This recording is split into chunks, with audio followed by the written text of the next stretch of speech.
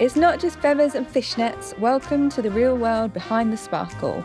Welcome to Behind Burlesque, the podcast that lifts the glittery curtain on the lives, lessons and real talk of the burlesque world. I'm your host, Isabella Bliss, international showgirl, Marilyn Monroe tribute artist, coach and eternal lover of sequins and storytellings. Each month, I sit down with incredible performers, producers, creatives and misfits who have made their mark on the world of burlesque and beyond. We talk career highlights, backstage breakdowns, body image, empowerment and everything in between.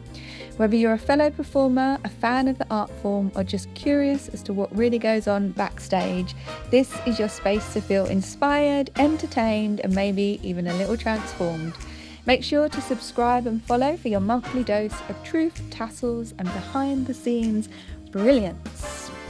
I am super excited to welcome my guest today. The wonderful Alexander Lutley is a performer, writer, teacher and director of Cabaret and Cabaret Theatre, and the alter ego of the award-winning Pie the Mime and an international compere, Mercury.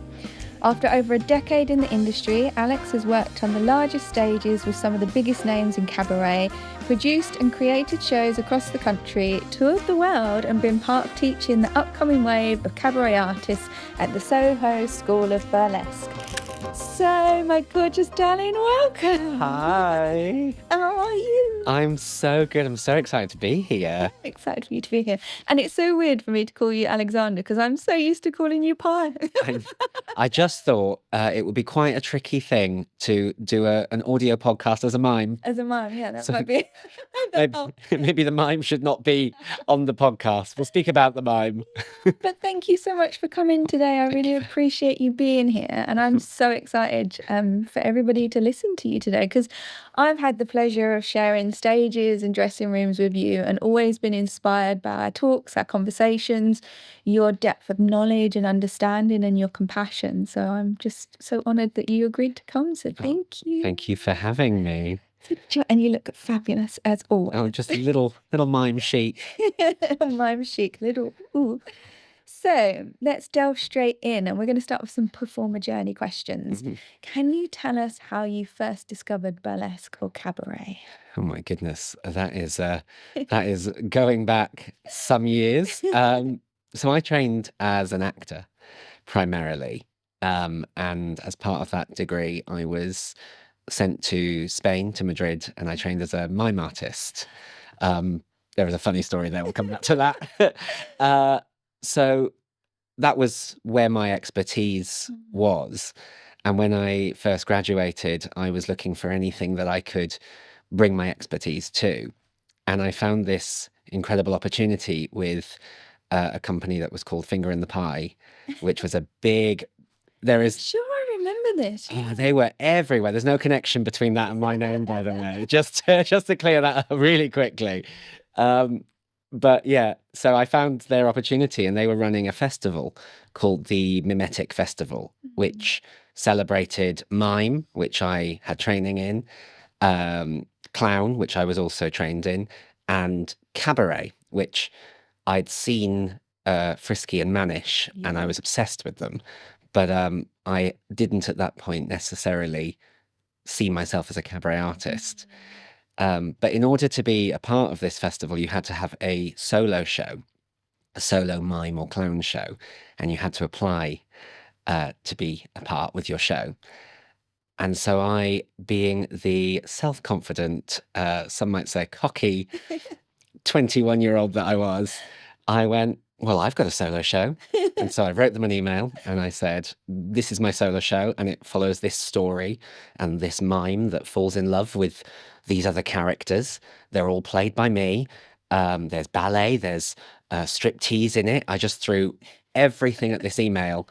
And then they replied and went, oh yeah, we'd love to see the solo show. So I had to make it. And I remember making it and then they loved it and they invited me to be a part of the festival. And as part of the opening night, the gala night of the festival, they asked me to perform a segment of my show, which was a striptease segment. And they asked me to perform that as like a standalone bit as part of the gala night. And the gala night was hosted by Michael Twaits, who is an incredible compere. And there were many incredible performers on the bill. And I guess that was my first cabaret burlesque act. And I sort of didn't know that it was, but there I was doing that. And then the producers asked me to do it again at another show where Sadie Sinner saw it. And I then, love Sadie. oh, Sadie's an icon. And Sadie saw me do this. This was like my second time. Yeah. And then Sadie recommended me to Vivacity Bliss of Cabaret Roulette. And it sort of just snowballed. I sort of then just suddenly found myself in the cabaret world as a cabaret and burlesque artist. And then people asked me for a second act. And I went, oh, I guess I should make a second act.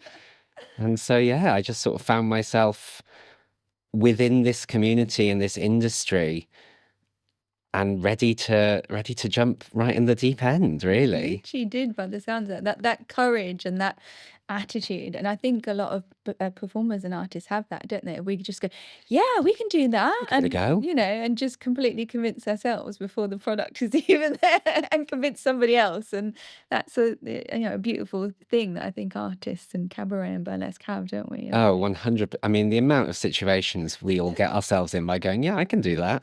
Go home and you're like, oh my God, I've got to make a new act. Suddenly, like, Googling how to balance on God knows what. That's brilliant. But what really inspired you to kind of step on the stage for the first time? Was there like a defining moment in your life where you thought, I want to be a performer, I want to be on stage?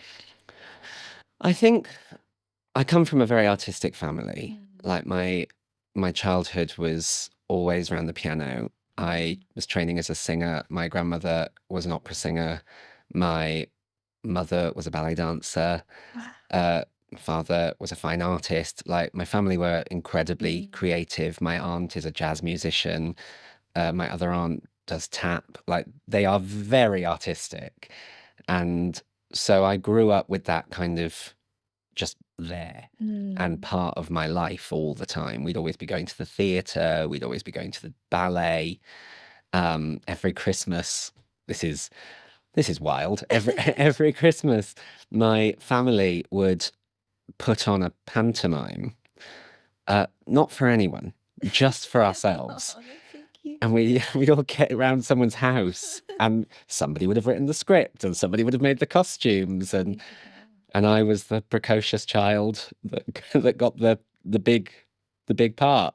And so yeah, I think it was always part of my life. And then it just sort of made sense when I was at school to be doing theatre and dance and music. And then as I got older, I was also incredibly interested in science, and I was very much going to be off to Cambridge or something to go and become a scientist. And I just remember speaking to the careers advisor at A level, and I was 50-50 arts and science. And they were speaking to me about science and how it was going to be a more stable and, you know, a better, in inverted commas, choice for me. And I went, oh no, actually, I want to run away and become an actor. I want to be a star. And so I just auditioned for drama school, and yeah, and the rest sort of just flowed from there.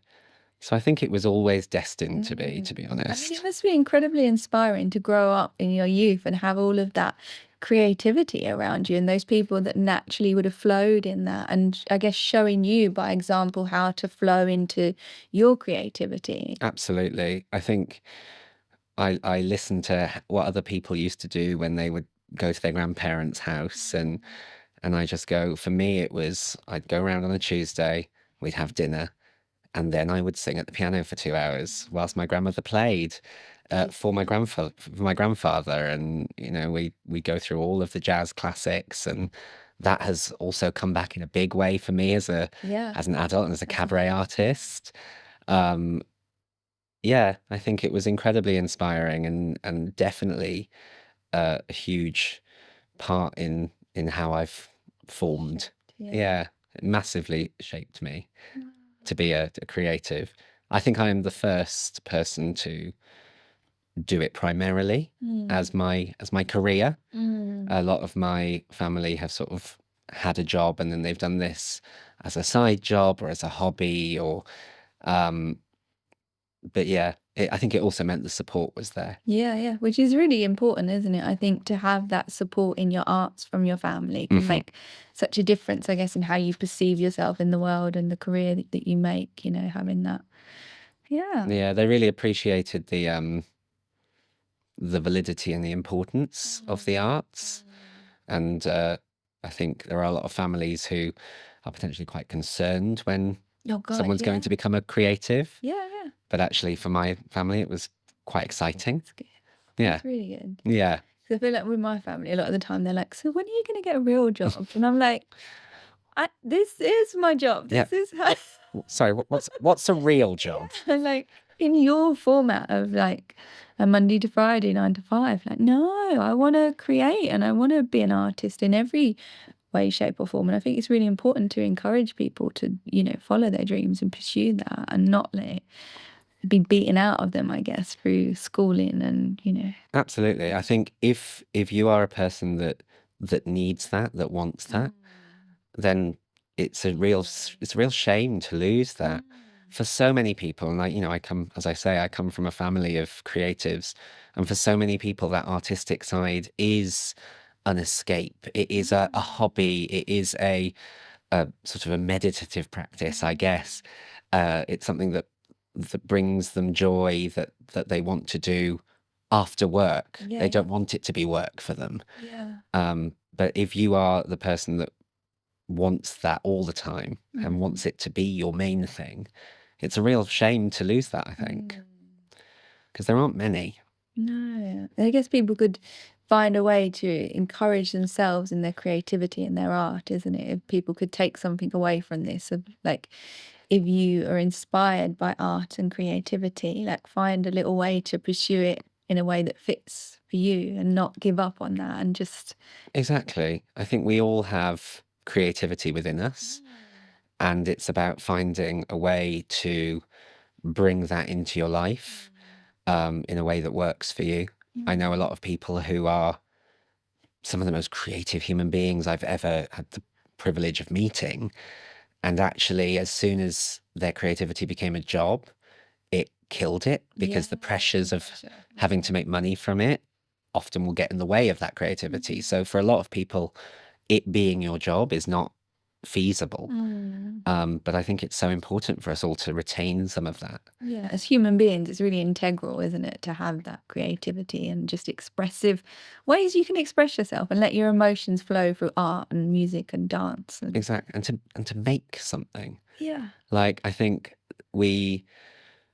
as the world progresses, we become less capable of making something from nothing. Everything is a recreation or a quick fix, whereas actually taking the time, and this also goes for baking and cooking and design and anything like that, the taking that time to make something from nothing, to craft something, I think is really important and really special. Beautiful, yeah. Yeah, really beautiful. Something that we as human beings are capable of, so we should absolutely embrace it. So can I bring you back to talking about that first time when you did that cabaret show? Do you remember what it felt like to step out on the stage that time? It was wild. It was absolutely wild. So I remember making this routine and rehearsing it. And I remember deciding what my character was going to be and what my character was going to be called. And as a person who has trained in clown, there was going to be an element of clowning in what I did. And I remember walking out on stage and the theatre was full and the lights hit me.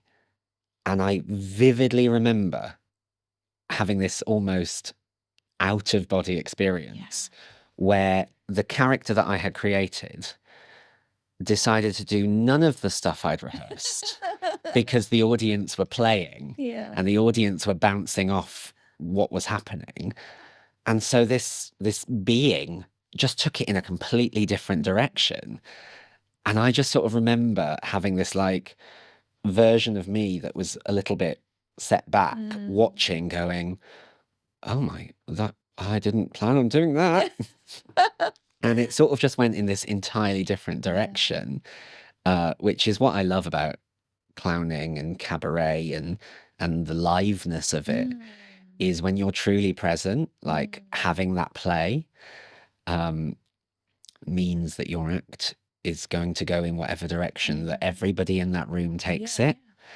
And I find that very exciting. But I remember vividly stepping out. Oh, I remember that first time and sort of being like, what is happening? Why am I doing that? Like, that wasn't in the choreo.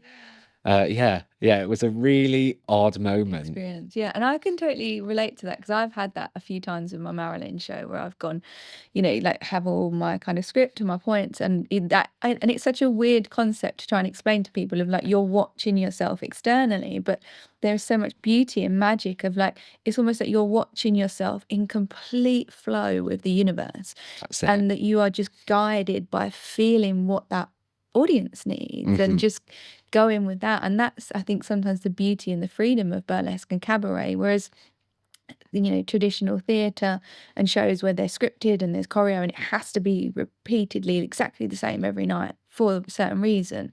Whereas the art and the beauty sometimes of burlesque and cabaret is, you can have your characters and your outlines and your bits, but you flow with the vibe of the audience. And when, as a host or a performer or an artist, you get in that flow state, it's magic. Yeah. Like, it could go in any direction. But you just know that when you're in that state, everybody in that room is leading it. And I find that so exciting. As someone who comes from theatre, that difference is so noticeable to me, where I often say that in cabaret and burlesque, the one thing you can't perform without is an audience. And I've done dance shows and I've done theatre shows without an audience. And they're the same as they were rehearsed, because that is how they've been constructed. But a cabaret show without an audience, I don't know if it exists. Yeah. It's a rehearsal, like, because there's beauty in that connection, isn't it? That very human thing that we all want, is to be heard and seen by another human. And that dynamic connection really is the magic kind of part, isn't it? I agree. I think I often say that cabaret and burlesque doesn't happen on stage, and it doesn't happen in the audience. It happens somewhere in between. Like, that's where it exists. Doesn't really matter what venue it's in. It doesn't really matter what kind of audience it is. When that artist and that audience connect, it's that kind of fusion in between. That's where it comes out. Yeah. It's the fireworks. It's that moment of sheer surprise and joy and freedom and letting go that you all sort of discover together. And I think for an audience especially, well, no, for an artist as well, I think it's unlike any other form of performance, because without the audience, without that particular group of people in that moment and that artist, this wouldn't have happened. That's what I love about it. Special about that. So special. And I think it's sort of what has kept me in cabaret. There's so many actors and dancers who look over at us as an industry and go, oh, that looks fun, and sort of dip their toe in, but then sort of go back to what they know. More traditional acting or dance. But for me, that buzz, that relationship with the audience, I love it. And it means for the audience as well, doesn't it, that no two shows will be the same ever, and that there's something so special that in that moment, here and now, this will never be the same again. And that's so magical. Oh, so I think I haven't experienced it really anywhere else. And I think in a world where we're living through social media and we are all thinking about the good old days, or we're planning for this big thing that's coming, or we're like curating this perfect snapshot, that kind of messy, gritty liveness, presence, I think is something we crave, because we all sort of just like float through so much through the supermarket or public transport, and having that kind of like, oh my goodness, you are looking at me and you are creating with me, I think is electric for people. Yeah. Thank you for explaining that so beautifully for people at home that I guess don't understand what we experience, I guess, as an artist, and for them to understand that they co-create with us is a really beautiful, thing. And I guess, how would you say from that first performance, how is your but can I ask as well, when you first stepped out, was you always Pie the Mime? Yeah. So Pie, the name, was born in desperation because the deadline to send an email was very close, and so I had to come up with a name for this mime, and this Pie was born. So I walked out as Pie. How did you choose the name? Was there like a process? Yeah, actually, there was a process. As I said, I was also in the sciences, and pi is a mathematical symbol. And I just remember sort of like trying to find some kind of symbol, or I wanted something that wasn't a traditional name, something that would allow me to be whatever character I needed. Like Pi sort of could be any gender or age or personality. So I didn't want to tie myself down too much. And I was sort of looking very much at other mimes and clowns that I was inspired by. And they all had quite short little names. And I knew I wanted it to be something that was quite simple, that was quite little, hopefully memorable. Yeah. Yeah. You are memorable.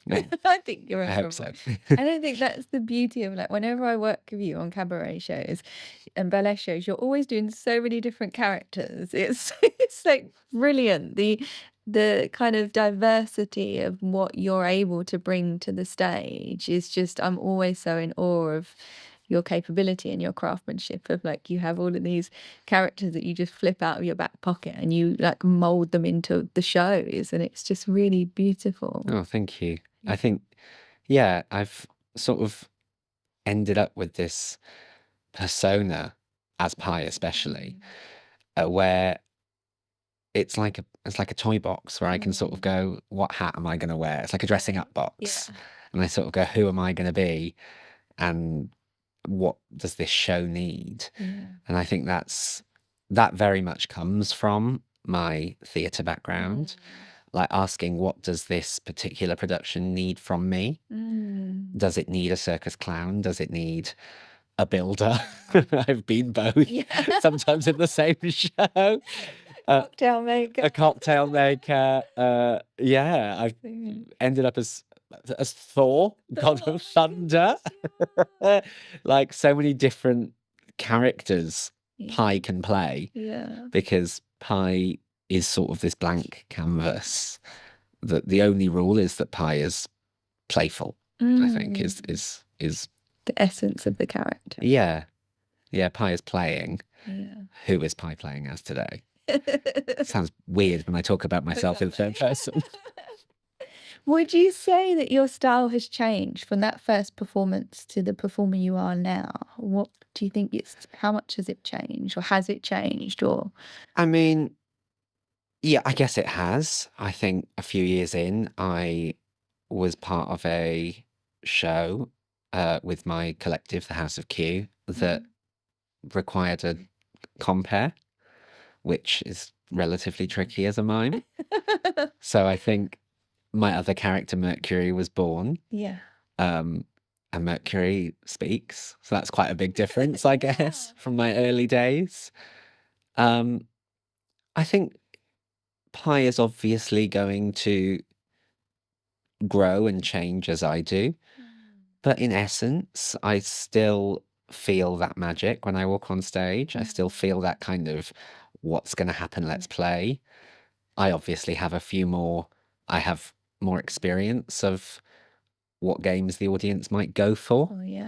But Pi has still retained that childlike playfulness, which I sort of don't want to lose. It's important, isn't it? I think it is. I think I've been doing a solo show at the moment, which has been a real kind of revisiting of the essence of pie. And I think it's important. I think that playfulness allows an audience to unlock their inner child that they don't let themselves be, Yeah. and to feel that joy and to not take themselves and that moment too seriously, to let go a little bit, because I think releasing up one's inner child, Yeah. I think we all need to do that more. Totally. I wish more people would do that as well. Like, I think as we get older, we're forced into all of these like big life decisions and like, don't do this, do you do that? And, we forget the ability to play and have fun as and nurture, I guess, your inner child in that way. And it's so important to create space in your life for that. And we, I guess, as artists have that privilege that We can help facilitate. yeah, and be there, and we get to nurture our inner child a lot along the way. So That's it. And that's what I never want to lose as Pi. There was a little dip in the middle where Pi became quite serious. And Pi has explored some sort of quite serious topics, and Pi has performed some quite important but not necessarily joyful or playful numbers. But I think the essence is that playfulness, that inner child being released. Because, I think even when people are having fun, in inverted commas, there is a way of having fun, and people are trying to have their enjoyment. People are trying to let their hair down in a way that is socially acceptable, and very often that isn't the freedom of inner child. And releasing that, I think, is an incredibly cleansing experience. So that's what I hopefully have not lost in my time. I don't think you have. No, I don't think I We have have. a good giggle on a show. Oh yeah, we do.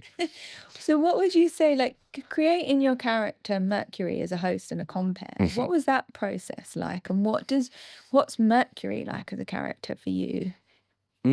Mercury, interestingly, having been a silent performer for so many years, Mercury was really about rediscovering my voice. Which, as I said, I grew up as a singer, and I trained to be an actor, so I've spoken before, but I hadn't in those spaces and those shows.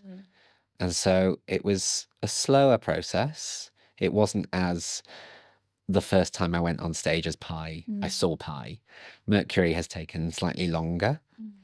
Mercury also involved quite a lot of self-reflection, because I think I had to become conscious of how I sound and the inherent queerness that my voice holds. And so I think Mercury had a slightly more kind of self-reflection of learning what people heard when they hear me and how to harness that and lead with that. And that's become much more of whereas Pi is quite free to play whatever game, Mercury is a little bit more constricted. It's a beautiful journey and experience to go on that, isn't it? And find a new facet of yourself and present that to everybody in a character on stage. Oh my goodness. It has led to some of the most incredible moments in my career. I wrote a whole musical that has been put on some beautiful stages that all came from that self-reflection. But it was a much slower process, much more intellectual process potentially than Pi. Pi was quite from here, quite instinctive. Whereas Mercury is a little bit more thought through. Yeah, and I can totally relate to that. Like when I first started, I started in burlesque. So again, a non-speaking act. It was all about dance. And then transitioning into learning to play Marilyn and becoming a speaking, singing, talking act was like, God, there's such a shift in a mindset. And like you say, all the things that you have to think about and how, and I suppose different, I'm playing somebody, but I'm so grateful because playing Marilyn helped me find my voice, which I probably never would have necessarily ventured into, but I'm so grateful for that because that journey again has led me to be able to host and do things. So it's sort of like you discover these little facets of yourself as a performer as you progress along your journey, as if you're always open to progress and make changes, and Oh, learn. absolutely. Would you say that, because I think that similarity between us, I'd be really interested to know, would you say that the non-speaking acts, the more physical performance, sort of comes more from the body, whereas the speaking comes more from the brain? Yeah, like, because, with I guess my style of burlesque, it's very sexy and sensual. Mm. So it's like it just comes from within. It's like, this is the essence of my femininity and my sensuality and my sexuality, and that is my style as a performer. So it's definitely more of a feeling. Yeah, it's not so cerebral. You haven't decided to look like that. Yeah, It's it just coming from is. you. Yeah. Whereas, like you say, with the Marilyn, I'm thinking about my script, how Marilyn would interact with people, because it's always that. And I suppose it's the same for you as Mercury, because you're still a character. So when you're on stage, you're going, for me, I'm like, oh, well, what would Marilyn say? And how would Marilyn say that? And what would Marilyn sound like? So there's always that mental conversation that you're going through when Mhm. you're a talking, speaking, kind of singing act, which is a different process, but still fun in its own way. Oh, absolutely. Playful. I think also, I guess the world is, and this is something I find fascinating, we are so reliant on verbal communication, even though it's a tiny percentage of what actually is communicated. Yeah, Like yeah. gesture, facial expression, body language is a much bigger part of communication. Yeah. But because the world is so centered around verbal communication, I find myself thinking more about what I'm saying and how it comes across and what those words mean and do people understand. Whereas with pie and with physical performance, that just happens. Yeah. I think if people don't understand, they will eventually. Yeah. There's the beauty, isn't it, of that sometimes when you travel around the world and you can be in a room with people and you don't speak the same language, yet you're able to communicate through the physicality. And Mhm. that's like I guess that you would say like movement and dance is universal in that sense. So And I think having that experience and that training, Mm. and I guess that foundation as a purely physical performer has been incredibly useful to me as a speaking host, because I've had the privilege of doing a couple of world tours as a host, and generally I'm hosting in English, very often in countries where English is not the first language. And my ability, I think, to also communicate non-verbally just means that what I'm saying, the words I'm saying, are hopefully understood, because they are accompanied by a more physical way of communication. Yeah. It's a great skill to have, isn't it? Oh yeah, absolutely. Absolutely. I mean, I'd love to speak more languages, Yeah. but yeah, I haven't quite nailed the art of hosting in Swedish yet. Yeah. Yet. There's time. There is time. So moving on to like the art of burlesque, how would you personally describe burlesque to somebody who's never seen a show? Hmm. Because some of our audiences that are listening, like some people have seen and heard burlesque, and some are going to be completely new to burlesque. So who is explaining it to a complete newbie? I think it's tricky because burlesque is and can be so many things. I like to try and take it back to its roots, and the concept of la burla or satire. And I think that has been my way into the industry, because la burla, satire, is play, it's clowning, it's connecting with an audience, it's finding that joy together, whether it be silly joy or seductive joy or romantic joy, whatever the story is.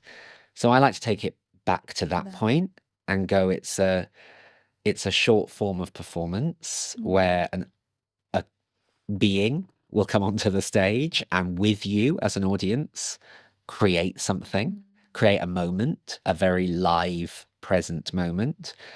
I think since those origins, many artists have adopted burlesque and it has become combined with other art forms they do, whether that be dance or comedy or striptease or whatever the different forms, showgirl.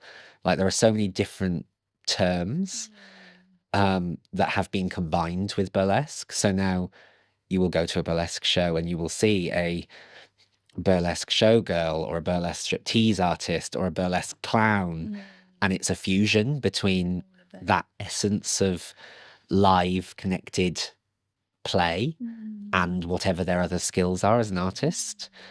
But yeah, I think at its essence, I like to describe it as a present connected art form, often involving the removal of clothes, but not always, Yeah, not always. that happens live Yeah. with an audience. And that's the beauty of going to see a full ballet show, isn't it? That there's so many micro moments throughout the show of different acts presenting different styles and forms of burlesque. Oh my goodness. There'll be something in the show for everybody. Yeah.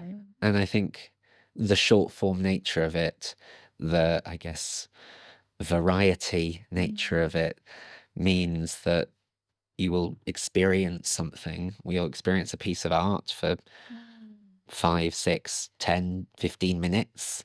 And then you'll experience something that could be entirely different, because I think at its root, the best burlesque, and this is something I try and teach, should come from that person. So thus, I think it should be entirely unique because it's coming from you rather than it's feathers and rhinestones and sequins that I put on and then I do this move because, quote unquote, that's what burlesquers do.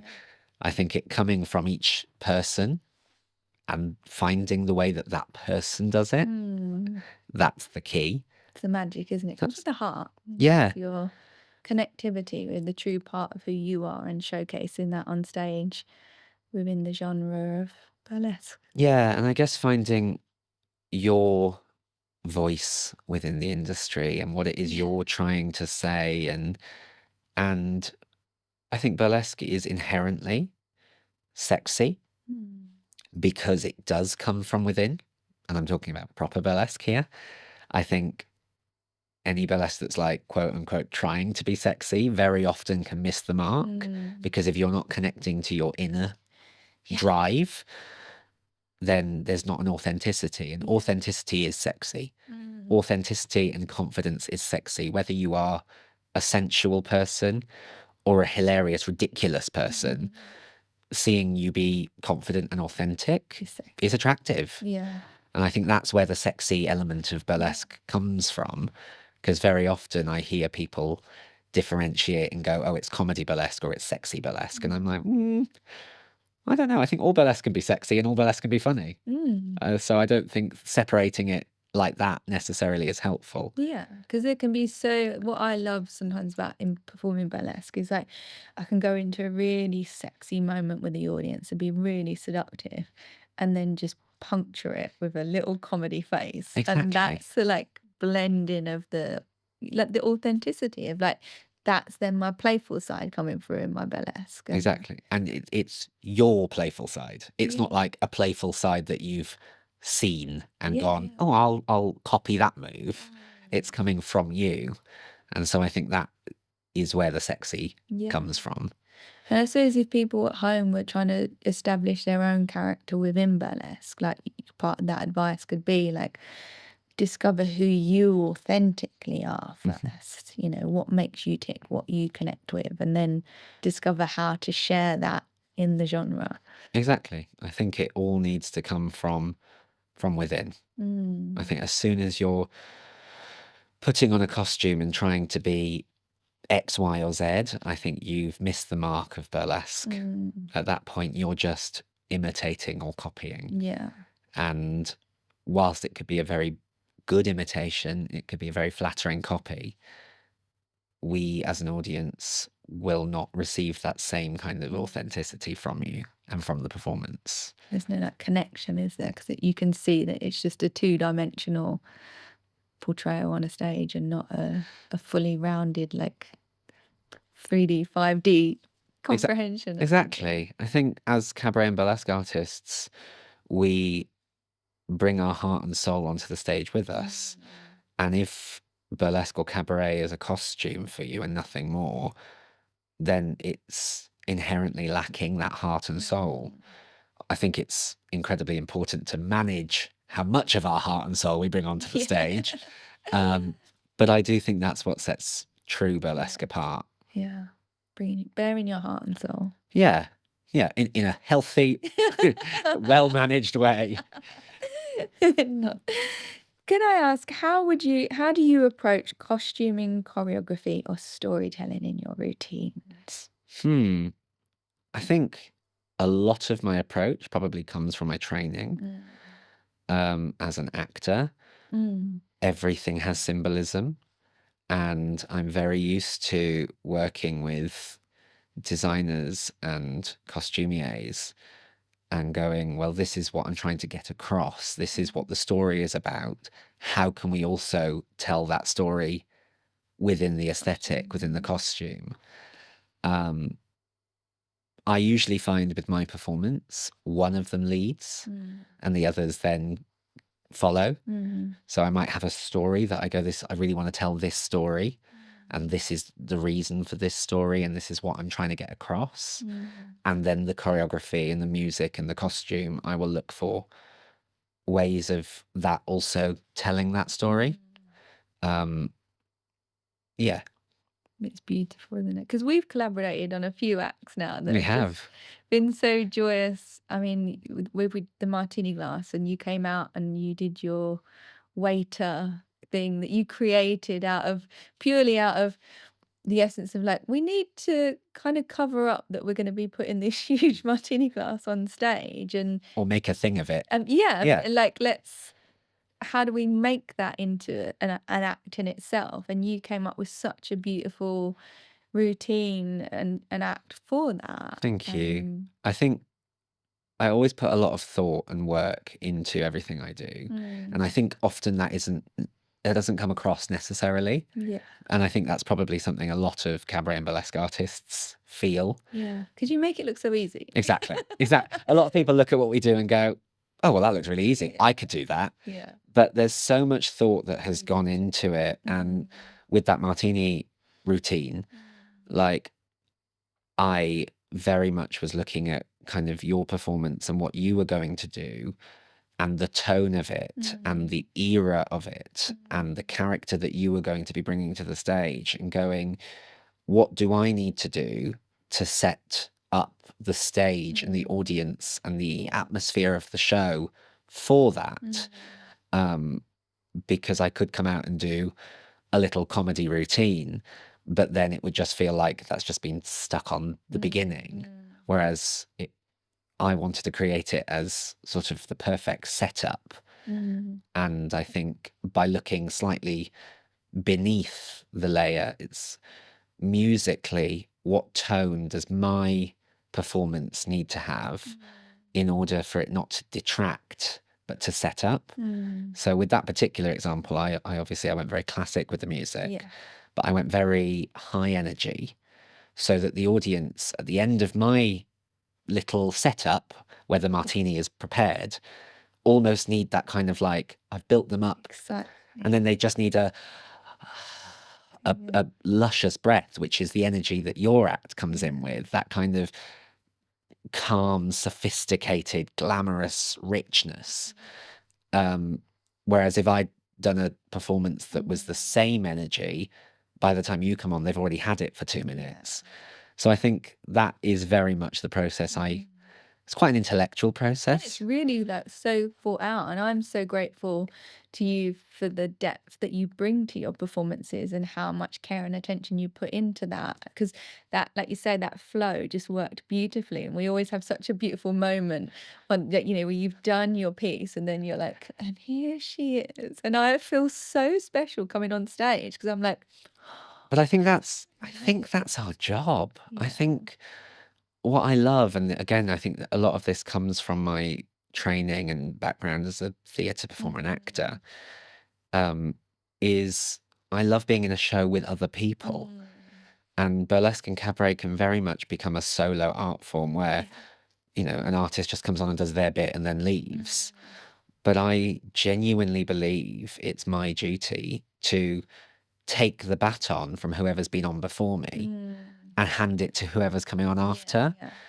And that way the audience goes on more of a journey. Yeah. It's a beautiful flow then, isn't it? I think so. And I think that that's what I endeavour to do, is to always pass that baton in a way that's going to benefit the artist or the performer that is coming on stage afterwards. Yeah.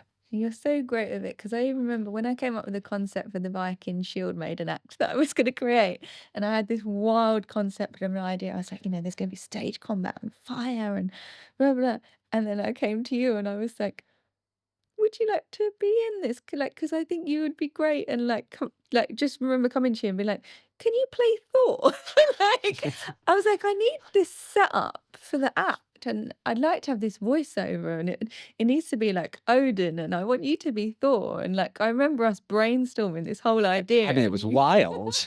I mean, that was one of those moments where I was like, I don't think I ever envisaged playing Thor, the god of thunder, but you come up with such a great costume and concept, and the voiceover, and it just, even think about it now, it brings me so much joy. it was daft, wasn't it? It was But it was sort of unapologetic in a way, I think, because it needed to be, because you were coming on and doing this powerful, here I am Viking warrior. And so the energy that I was wanting to give and wanting to leave the audience with was, right, here we are. We're unapologetic. Let's go.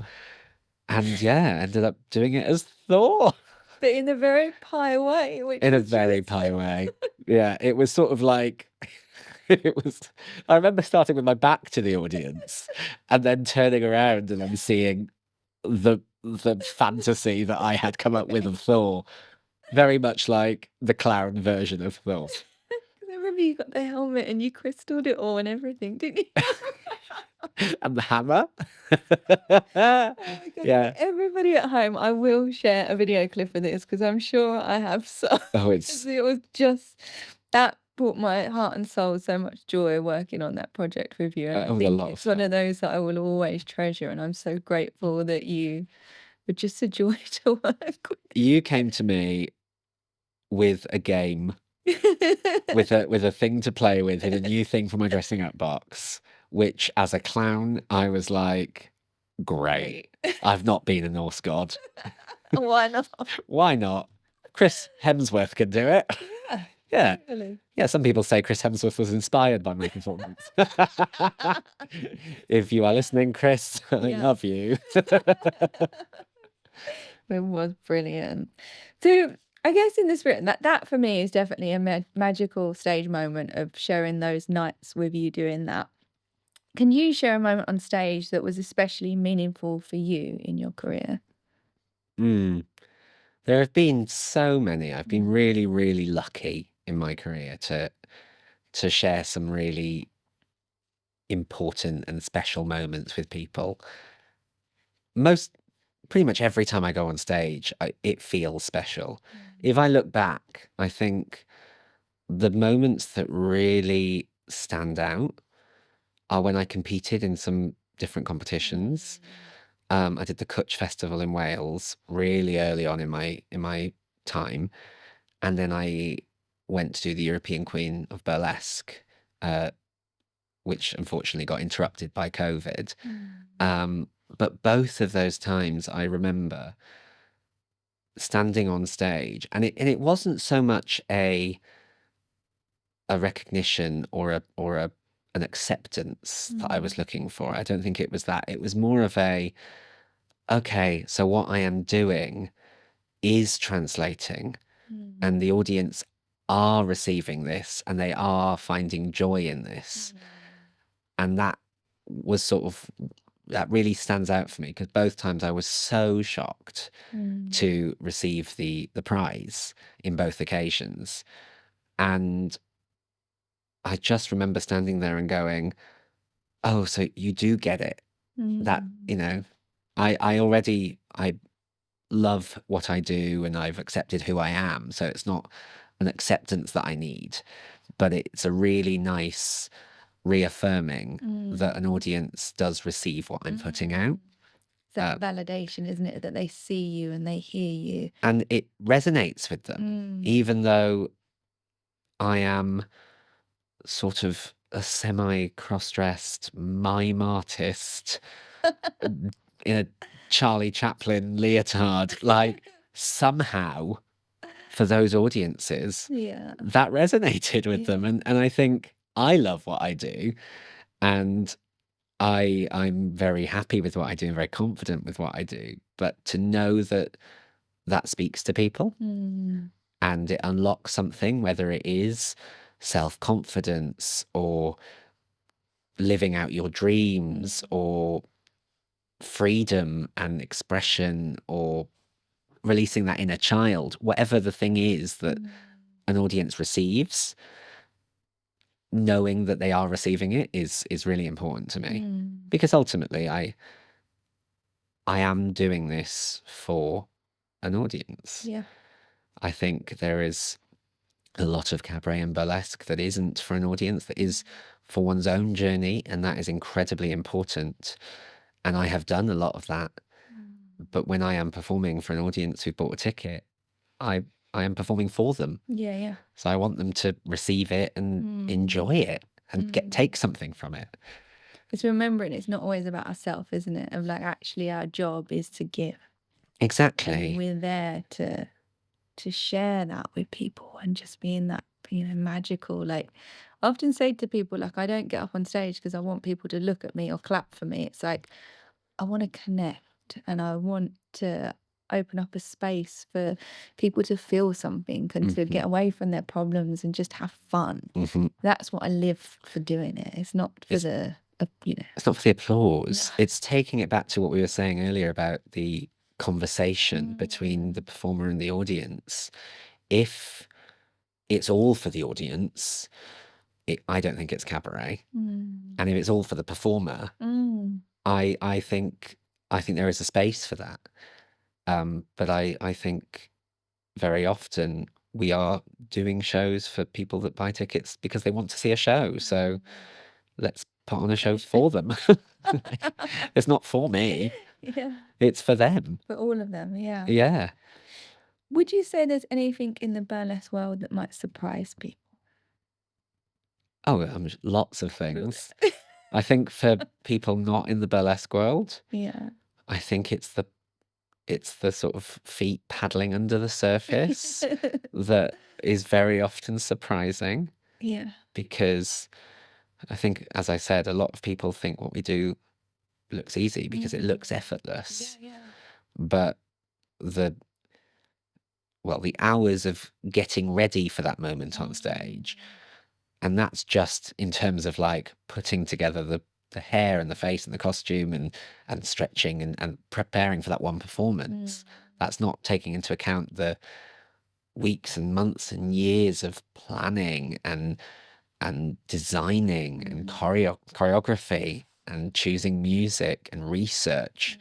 So I think a lot of people would be surprised by how hard it is. Yeah. And how hard it should be. Yeah. And this is something I try and teach at the Soho School of Burlesque, is it shouldn't be easy. It shouldn't be painful. Like, please, if you are feeling emotional turmoil because you're going to do a burlesque act, maybe it's not the right thing to do. But it shouldn't be easy because, as I say, people have bought a ticket. And I think a lot of people are surprised by how much planning and thought and that does result very often in tensions when people maybe don't respect or appreciate that. And I know very often I've had to sort of go, oh, I've actually put a lot of work into this. And sometimes you can tell and sometimes you can't. But if you can't, it's probably because I've put more work in. Yeah, we've made it look effortless. Exactly. Like I've worked my butt off to make this look seamless. And I'm glad that it does. but there's a lot of Moment. paddling under the surface, no matter how much we glide on top. The kind of moments before you go on stage, isn't it, where sometimes things are not quite right, and collectively you're all going, oh my God, how do I figuring this out, like in the moment, while still delivering the performance of a lifetime that the audience deserve. Exactly. It's kind of like the resilience of performers and artists, isn't it? I guess unique to cabaret and burlesque is that we are so resilient as performers and artists, because we pop up in different venues, Very often different without the shows. foundation in place to necessarily Yeah. prepare ourselves, like Sometimes no rehearsals, no dressing yeah, rooms. collectively the cabaret troupe of that evening somehow like rummage together and a show happens. And I think it'd be quite surprising for the audiences at home, wouldn't it, to understand that it's not, we don't get like a day rehearsal before a show or a week's rehearsal. Oh my Sometimes goodness. it's like a tech run on the day, The end. get on with it, figure it out. Yeah, these paid people are paid 20, 30, 40 quid plus to come and see you. And it's the kind of the endurance and the professionalism of burlesque and cabaret artists that despite whatever's going on, and lighting cues have gone wrong, somebody's got the wrong microphone, this isn't on stage, I've lost part of my costume, but you glide onto that stage, like you say, as if nothing's wrong, and the audience get the best. Because they deserve it. Because they aren't the ones who decided you weren't going to have weeks of rehearsal. I'd love weeks of, when God, you imagine the dream. oh my, whenever I get to do a theatre project, it's truly astonishing. And there's a few that I've been a part of, and hopefully a couple more coming up, where there's a particular designer, designing duo called Darling and Edge, who I've worked with for years. And they always say to producers of theatre projects that are bringing in cabaret artists, they're always like, oh, you wait, these people, they make it happen. And they make it happen with very little support and no space, and you would be surprised by how much they can make happen from how little. Yeah. And so when you have like a 6-week rehearsal process, oh my goodness, how many shows do you want? Totally true. So I think this is a question that I'd really love to ask you, and because I think you have such beautiful explanations for everything that you say. What role does community or identity, e.g., like body positivity, feminine, or queerness, play in your work? I think there is an inherentness that you can't avoid when you are doing a performance that is as connected to you, your authentic self. So for me, queerness is inherently part of my performance. How much at the forefront of what I do that is varies. I was once given some really good advice, because I remember very early on, after I'd sort of found myself in the world of cabaret, I'd created one number that was sort of quite important and discussing identity. And I had got myself stuck in this space where I thought everything I created had to be like a political manifesto. And I remember someone saying, no, just the act of existing on stage as your authentic self and doing burlesque, which very much is showing your authentic body.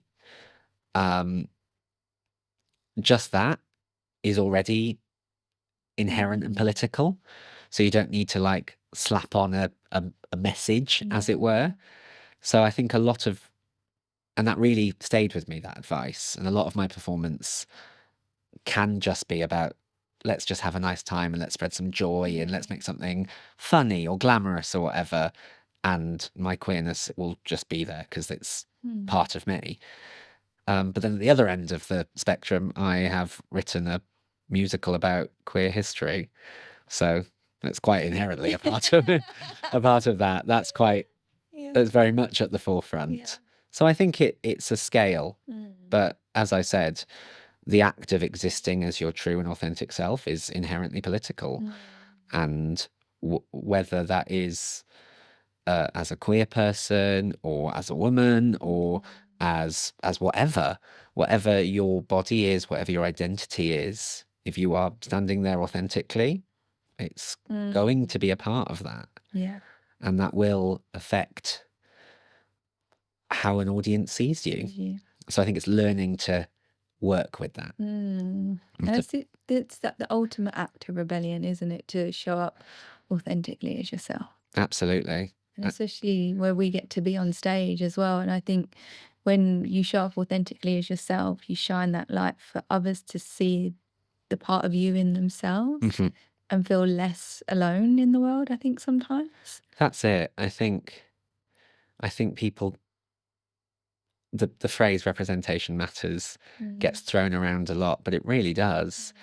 And whatever people see when they watch my performance, I really hope that they can see something that they relate to and that they can feel more connected to that and more open about that, whether that is something relating to their gender identity or their sexuality or their confidence and the way that they put themselves out in the world or the way that their body looks or whatever it is. Like, I think it's so validating to see something that you relate to on stage. I know I've had that experience as an audience member. And as you say, it's a true act of rebellion to be authentic. And we need that more now than ever in the world, don't we? I think, to be our rebellious, authentic selves. I think in 2025. Oh my goodness. And then like, what? I don't know, 1923. To be the ultimate act of rebellion, yeah, to be authentically yourself. Yeah, especially as I think a lot of these, as the world kind of continues and becomes more connected because of social media, something I've definitely found is that identities sort of become pigeonholed a little bit, and there is like a right way of doing body positivity or being visibly queer or whatever. And I think actually turning up and being like, no, this is how I do it, is so important, because a lot of people can't conform to the quote unquote correct way of doing it.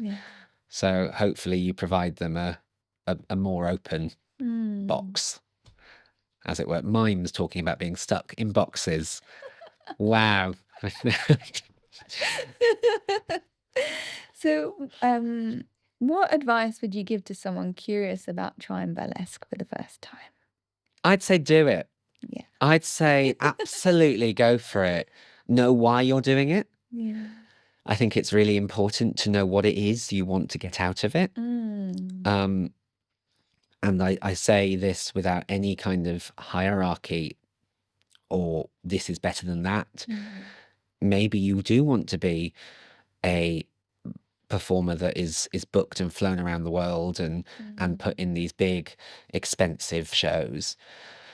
Maybe you're doing it because you want to connect more with your body and your own sensuality and sexuality. Maybe you're doing it for confidence. Maybe you're doing it because you want to challenge social norms. Whatever reason you're doing it for is completely valid, but I think it's important to know why you're doing it, because I think that will identify how you should go about approaching it.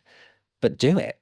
If you want to feel glamorous for a day, there's a burlesque world waiting for those people. And if you want to become a new headline showgirl, there is a career path for that as well. And neither is better or worse than the other, but just different. And I think it's really important to know why you're doing it, because if you don't, or if you're confused about why you're doing it, you will end up on a stage in front of the wrong audience, and that is not good for anyone. And I think that can also relate to each performance you create. I will not do the same performance for a commercial audience as I will for a fringe audience, because they're wanting different things from me. And if I try and give commercial to fringe or vice versa, they aren't going to get what they want, and then it's going to be tense. And Of course it is. So yeah, I say do it, know why you're doing it, but yeah, go and connect to your authenticity. Yeah. Have fun and play with your inner child. Exactly. Let it out. Let your hair down or put your hair up. Whatever suits you. Yeah, don't do anything with your hair. Whatever you want to do with your hair, do it. So would you have any anything that you've kind of learned or experienced through burlesque over the years? Any wise words that you would like to leave with our audiences? Anything that comes to mind? Anything? I think ultimately knowing why you're doing it is so important because it also affects the way you approach it, the way you reflect from it. And I think that is so important when you are turning up as your authentic self to know why you're sharing this part of yourself and to be prepared to share it and to reflect appropriately. I think that is probably the biggest advice. And also to be authentic, to connect to who you are, not to connect to this cardboard cutout of what you think cabaret or burlesque is. Like, there's sort of no right or wrong way of doing it, other than inauthentic, which I think is the wrong way of doing it. And that's probably a thesis for life, isn't it? Of try to find more ways to connect with your authentic self in life. It's written on fridge magnets. Be yourself because everyone else is taken. We've had it on tea towels for decades and centuries. I don't know how long tea towels have been around. But ultimately it is about connecting to that authenticity, especially if you're going to put yourself in front of an audience.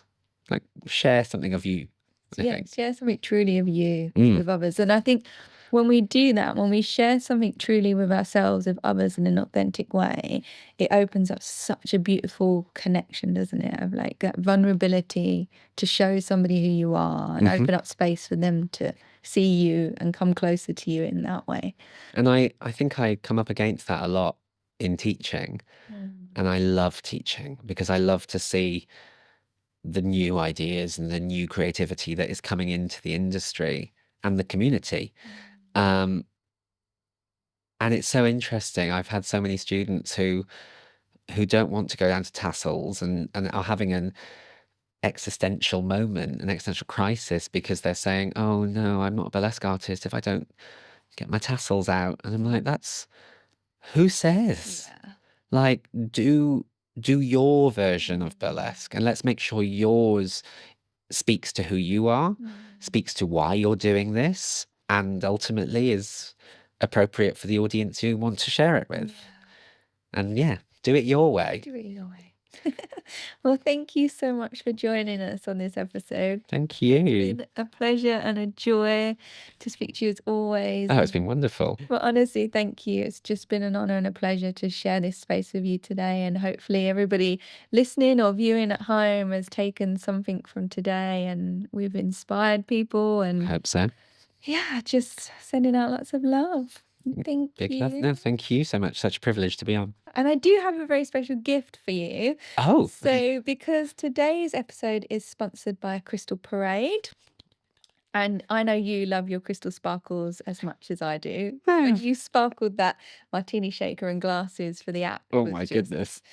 So yeah, we are sponsored by Crystal Parade today, and they are, as you know, fabulous. They have crystals for everything you could possibly imagine. So they let me make a little gift for you, and every show person needs a sparkly makeup case. My goodness. With your...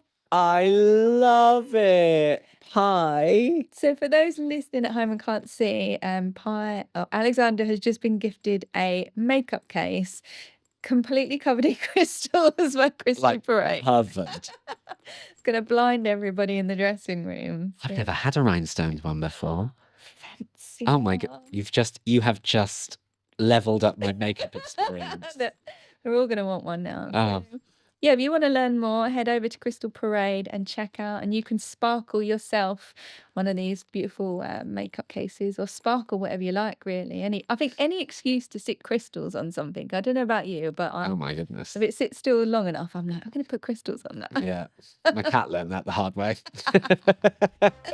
But there we go. I Thank leave you you. with your gift, and thank you so much. No, thank you. Well, thank you so much for joining us at this episode of Behind Burlesque. I've been Isabella Bliss, and I've been speaking with the wonderful Alexander Lutley. So please give us a like, a share, a follow, a subscribe, tell your friends, tell your family, and share the love. And I will see you next time, my darlings.